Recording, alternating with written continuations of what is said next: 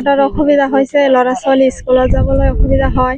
কিবা বেমাৰ আজাৰ হ'লে আমাৰ ইয়াত এম্বুলেন্স কিবা কিবি নোসোমায়, আৰু ঘৰৰো গাড়ী মটৰ চাইকেল আছে, এইবিলাকো নোসোমায়, ৰাস্তাত থ'বলগীয়া হয়। আৰু কিবা ৩-৪টা কাৰ্যকাল গ'ল, একো নহ'ল। ইয়াত কিমান ঘৰ মানুহ আছে? ১০০-১৫০ ঘৰ আছে।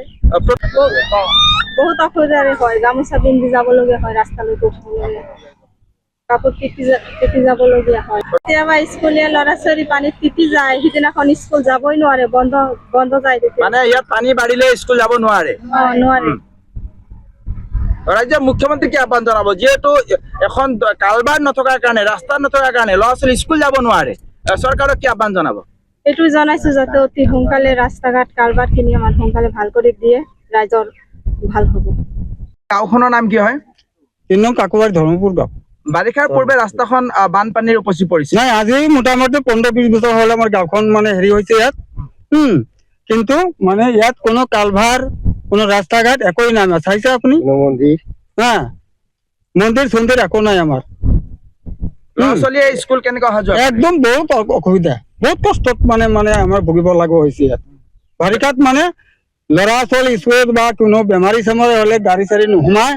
হ্যাঁ, তো গতিকে আমাৰ ইয়াত যাতে মানে অতি সোনকালে আমাৰ এইবিলাক ব্যৱস্থা, ৰাস্তা ঘাট, হ্যাঁ, কালভাৰ, হ্যাঁ, যাতে এইবিলাক অতি সোনকালে হয়, তাৰ কাৰণে আমি। পানী কিমান আছে?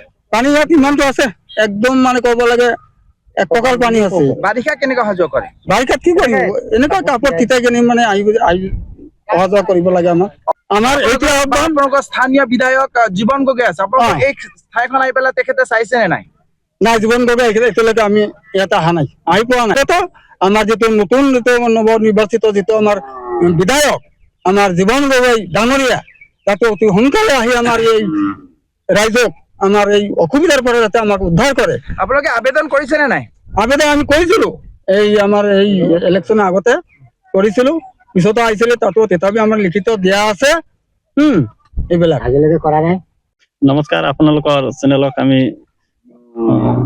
ধন্যবাদ জনাইছো।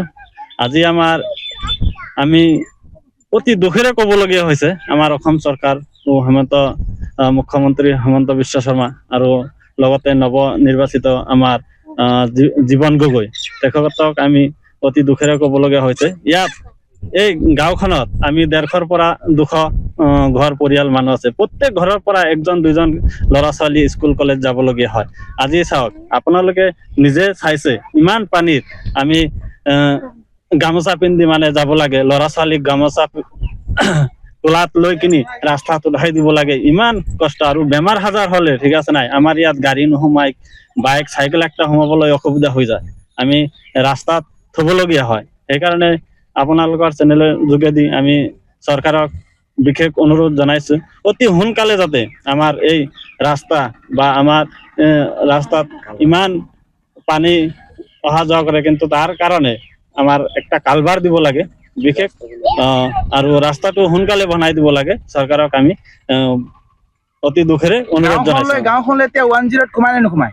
নোসোমায়, আমাৰ ইয়াত একো নোসোমায়। আমি পেচেণ্ট একটা বেমাৰী অতি একদম চিৰিয়াছ হ'লে আমি মানে কান্দত মানে বুকি কিনি ৰাস্তাত লৈ আহিব লাগে। যিকোনো খবৰৰ বাবে যোগাযোগ কৰক আমাৰ এই নম্বৰত 9181 307 221।